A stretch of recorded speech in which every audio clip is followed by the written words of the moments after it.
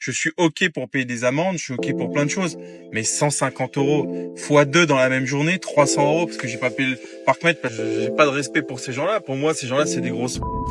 Et faire de l'argent en mettant des amendes parce qu'on me dit d'acheter une bagnole électrique, parce que ça pollue moins, parce que ci, parce que ça. En fait, comme elle est lourde à cause des batteries, bam, 150 balles. Donc 150 €, 150 balles, 150 balles. Le tarif handicapé, parce que vous savez, quand on paye le stationnement, il y a un tarif handicapé qui est vraiment pas cher, qui est même gratuit, je crois. Allez vous trouver un autre métier, j'en sais rien, créer de la richesse, créer de la valeur. Faites pas ça en fait.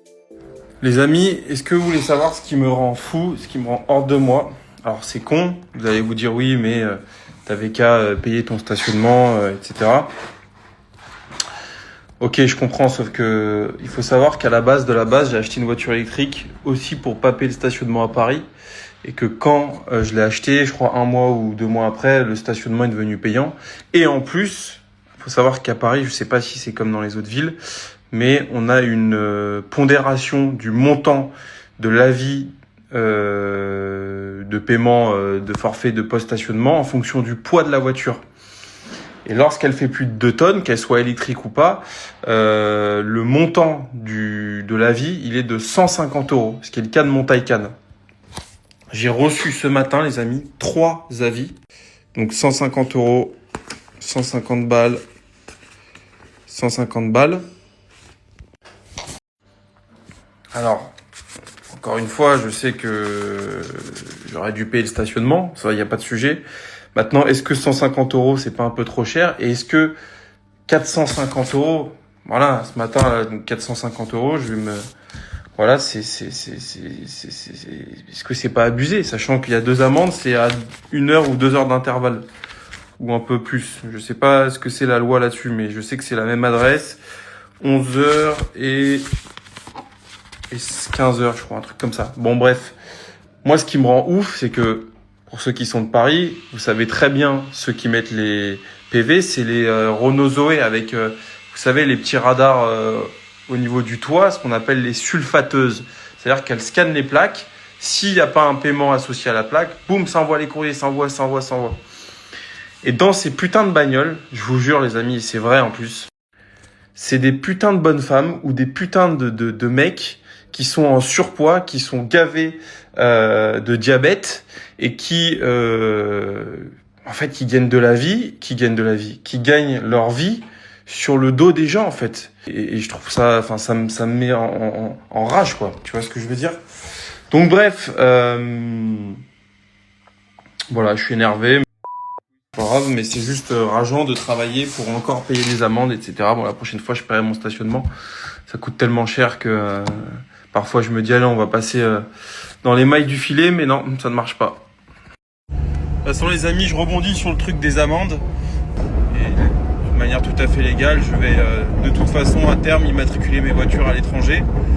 Pas pour des raisons fiscales ni des malus, parce que toutes mes voitures ont des malus payés.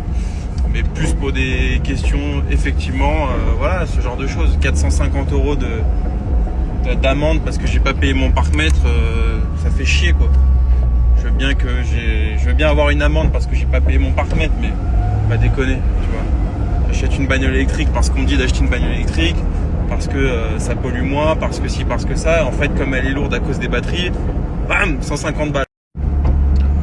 Donc voilà, bon, à chaque problème sa solution, hein. Mais bon, au bout d'un moment, il y a des gens qui me disent oui, tu devrais prendre le tarif handicapé. Parce que vous savez, quand on paye le stationnement, il y a un tarif handicapé qui est vraiment pas cher, qui est même gratuit, je crois, très peu cher. Parce que je crois que l'heure de stationnement à Paris, dans certains quartiers, c'est genre 20 €, hein. C'est très très cher. Mais tu connais, en plus, moi je travaille, quand j'ai des rendez-vous, je me jette dans une place, j'ai pas le temps pour ça, ça me fait chier. Je vous jure, ça me fait chier. Et bon, je suis pas exempté de suivre les règles. Attention, c'est pas ce que je dis. Je suis OK pour payer des amendes, je suis OK pour plein de choses. Mais 150 € fois 2 dans la même journée, 300 € parce que j'ai pas payé le parc-mètre, parce qu'un en Zoé, il tourne dans tout le quartier pour sulfater, c'est pas bon. Voilà, donc c'est pas grave. Je vais me foutre une bonne plaque Luxembourg ou Espagne ou j'en sais rien, et puis on paiera pas le stationnement. Tu vois? Les amis, hein, c'est un vrai débat, hein, mais il y a pas mal de gens qui comprennent pas le fait que j'accepte pas, je cautionne pas les gens qui sont payés pour mettre des amendes. On n'est pas sur, si tu veux, un gendarme qui met une amende parce que t'as le téléphone au volant ou un truc comme ça. Pour le coup, ça, bon, même si je critique la façon de faire, tu sais, d'être caché derrière un buisson et tout, quelque part, c'est assez, c'est normal. Téléphone au volant, on le sait, c'est un facteur de risque énorme. Voilà, il y a un sujet. Frérot, t'es payé pour être dans une Renault Zoé, avoir ton gros dans une Renault Zoé et mettre des amendes aux gens, tu sais, sans même faire l'effort de sortir, de noter sur ton ticket. C'est vraiment automatique. C'est horrible, la sulfateuse. Tu vois ce que je veux dire? Et il y a des gens qui sont pas d'accord avec le fait que je cautionne pas ça et que j'ai pas de respect pour ces gens-là. Pour moi, ces gens-là, c'est des grosses et faire de l'argent en mettant des amendes pour stationnement, c'est même pas stationnement gênant, hein, parce que ça c'est normal, tu gênes les gens, t'es sur une place livraison, ça empêche les gens de bosser, c'est tout à fait normal. En revanche, mettre 150 € comme ça sans sortir de ta bagnole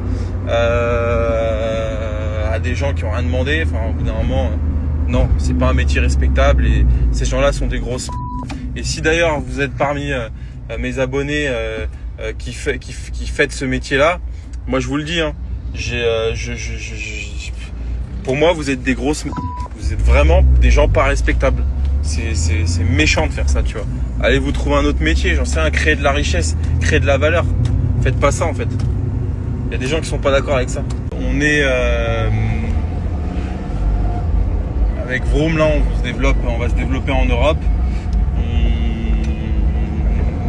Je vais pas tout dire, mais on est à 2 doigts d'ouvrir nos premiers garages dans d'autres pays européens dans le cadre de notre activité. Hein. Bon les amis, je me trouve à La Ciotat chez nos amis Bastien. Ça va Bastien? La forme? Impeccable, hein, avec un beau temps du sud là. Oh là là, la déprime absolue. Bon on est où là? On est dans... C'est quoi l'adresse ici? 390. Putain, j'ai même plus Je la. ne connais pas son adresse, ça commence bien, putain. Non, c'est 390 avenue des Rosiers. Avenue des Rosiers, Avenue des vous êtes à Rosiers. côté de chez Shiftech, Ouais. La Ciotat. Salut. Salut. Et là, notre ami Marc. Et bonjour. Voilà, deuxième associé. Toi, tu connais l'adresse du local ici? 390 avenue des Rosiers. Bon, ça va. Parc des Restants. Parce que Bastien la connaissait pas. Bravo. On a un grand local, les amis. Le mur photo est ici. Donc, 2 associés, Marc et Bastien. Marc, toi, t'étais dans l'auto, vendeur. C'est ça, vendeur chez BMW, après chez Mercedes. D'accord. Bon, je pense qu'il y en a qui vont qui vont te Ouais, reconnaître. C'est possible, en effet. Et toi, Bastien, tu faisais quoi? Moi de mon côté, je bossais sur Paris dans une start-up qui a été rachetée par SumUp Ah, dans stylé. la monétique. Ok, cool. Ouais. Et ben, les gars, bienvenue. Ça, vous avez ouvert il y a 10 jours. C'est ça. 20 bagnoles en annonce, c'est ça? Une vingtaine? C'est Ok, ça, cool. c'est ça, ouais. Et une première vendue, j'espère, la Igo. Ouais, normalement ça, ouais. Normalement là, si on la vend pas demain, c'est que. Ah bah là, les gars, je vous enlève le panneau, là. Et toi, Vincent, toi, t'es pas issu de l'auto? Si, j'ai fait un peu de VO. Ouais, un peu de VO, ouais, tu m'as dit. T'as fait un peu j'ai d'entrepreneuriat et tout avant? Un peu d'entrepreneuriat aussi. Et sortie d'études il y a un an. Ok, cool. Bon, bah les gars, c'est cool ça. Ça va débiter ici, hein. Ouais. On espère. Puis avec Arnaud à côté, là. On a qu'une hâte justement, c'est d'avoir un vrai rythme de croisière et on. Et les gars, on disait que Shiftech, donc qui est nos voisins, donc Ouais. Shiftech La Ciotat, organise un gros rassemblement samedi et dimanche, donc le 30 et le 31. Et donc nos amis, donc Bastien et Marc et Vincent seront là. Tu seras là, Vincent? Bien sûr. Seront là pour présenter un peu l'activité et voilà. On reste ouvert tout le week-end. Samedi et dimanche, ouais. Donc voilà, n'hésitez pas si vous avez des voitures à vendre à vous présenter. Donc 390 avenue des Rosiers. Le parc des Restants. Le Paris des À la Restaurants, suite. exactement. Impeccable. Bon bah les gars, il y a plus qu'à. Vous avez des beaux bureaux en tout cas, petit canapé et tout. Et il y a de la place pour stocker des bagnoles. Exactement. On a des places extérieures aussi. Donc ouais. Et là tout ce que tu vois, c'est déjà le stock. Trop cool.